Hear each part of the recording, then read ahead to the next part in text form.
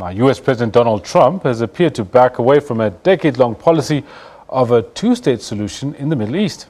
During a joint news conference in which he directly asked Israeli Prime Minister Benjamin Netanyahu to hold back on settlements for a while, he seemed to say that he was open to both a two-state or a one-state solution, suggesting that he would embrace whatever the Palestinians and the Israelis decided.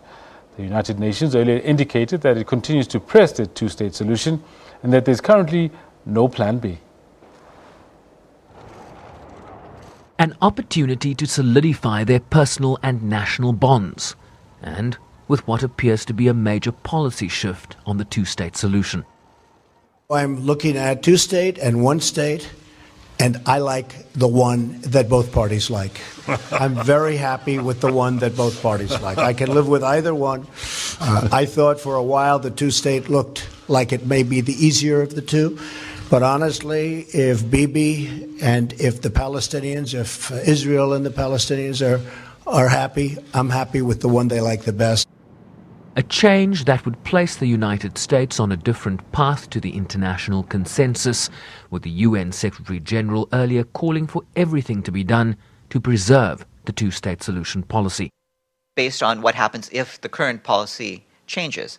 We're not, I think, at that point yet. Let's cross that bridge when we come to it. We'll see what we do and evaluate the situation if there's a change. But right now, the UN, like its partners in the quartet, continues to press for a two-state solution. And the quartet partners have all been backing up those efforts for the past years, and we expect all of the partners to continue to do so.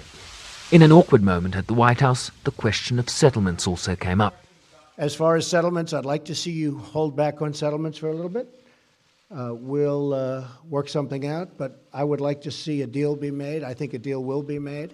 I know that every president would like to. Most of them have not started till late because they never thought it was possible.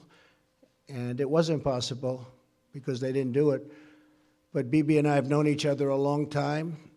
A smart man, great negotiator, and I think we're going to make a deal. It might be a bigger and better deal than people in this room even understand. That's a possibility. So let's see what we do. President Trump appeared to back away from a campaign promise to move the U.S. Embassy in Israel to Jerusalem. The Palestinians have urged the White House not to abandon their goal of an independent state alongside Israel, while the United Nations says they do not consider this an official change in U.S. policy, arguing they would need further clarity from the Trump administration. Bryce-Pease, SABC News, New York.